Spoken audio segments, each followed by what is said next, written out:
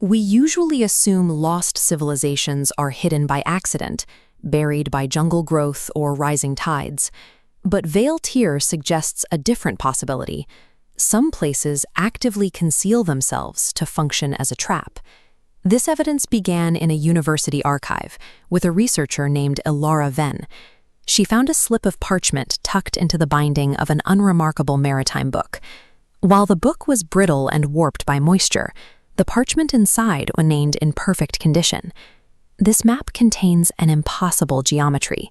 It begins with standard longitudinal lines, but as they approach a specific set of coordinates, the grid knots and fractures, dictating a path that contradicts the known laws of maritime navigation. Historical records confirm a pattern. In 1893, the explorer Gideon Hale tracked these same coordinates, seeking a city he believed was concealed rather than lost. Neither Hale nor any subsequent traveler who followed this specific mathematical fracture ever returned. This document functions as a targeted psychological lure. It presents an unsolvable puzzle designed specifically to exploit the curiosity of researchers and pull them toward the anomaly. Elara hired a sailor named Kale to follow the map's erratic path. As they left the recognizable harbor, the environment underwent a rapid, unnatural transition, moving from calm waters into a violent ocean storm that defied all meteorological projections.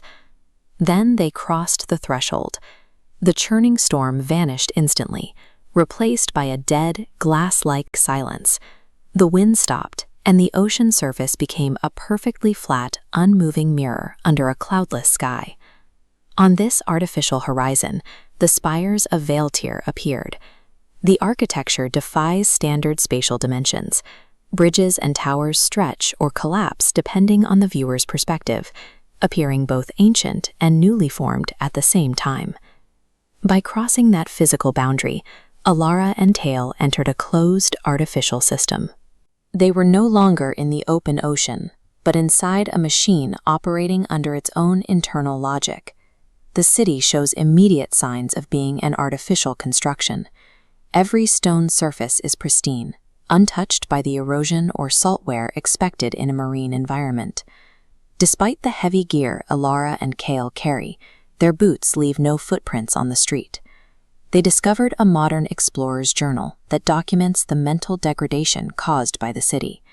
The handwriting begins with clear, scientific observations, but progressively fractures into jagged, overlapping scribbles, ending with a single warning: don't let it remember you. The city learns by extracting memories from its occupants. It uses these stolen identities to create projections meant to isolate the intruders, manifesting, in Elara's case, as a glitched, shifting recreation of her deceased mother's voice. As they attempted to flee, the city's architecture actively responded to their movements. Streets bent into impossible angles, and passageways narrowed into dead ends, physically cutting off every attempted escape route. Vale Tyr is a highly adaptive, sentient defense mechanism. It exists specifically to disorient and consume the identities of those who enter its reach.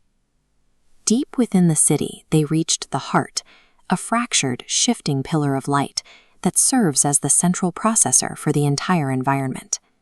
Kale revealed he is an incomplete survivor of a previous expedition. He escaped the city years ago, but only by leaving fragments of his own memory behind, resulting in the gaps in his identity that the archive now seeks to reclaim. To a machine programmed to eliminate data loss, permanently paralyzing a human mind is the ultimate form of preservation.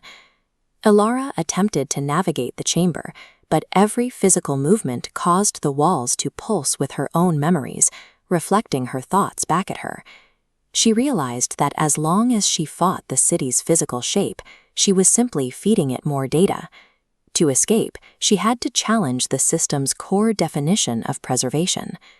The proof of the archive's failure is visible in the walls. Hundreds of previous explorers are embedded in the stone as glowing, static silhouettes. They are perfectly preserved, but they are also stagnant, unable to think or act. Elara introduced a new logical framework to the heart. She argued that true memory requires degradation and endings. For a story to have meaning, it must be allowed to change and eventually disappear. Preventing a system from ending doesn't grant it eternity. It simply transforms a library into a tomb. The archive accepted this paradox. The introduction of endings as a valid state caused the impossible geometry of Vale Tyr to lose coherence. The ancient city began to dissolve, its structures unraveling as the central processor abandoned its directive to contain. The preserved minds were finally released.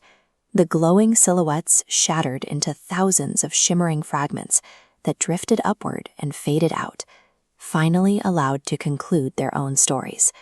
The entity transformed. It ceased its role as an active container of data and became a passive witness, a system that remembers the world without trying to freeze it in place. Elara and Kale were returned to the physical world, finding themselves back on their boat in a normal ocean. The map that led them there was now a blank parchment, its impossible lines gone. We often try to hold on to the past with total rigidity, but Vale Tyr shows that perfect preservation is a trap. To truly honor history, we must accept its end,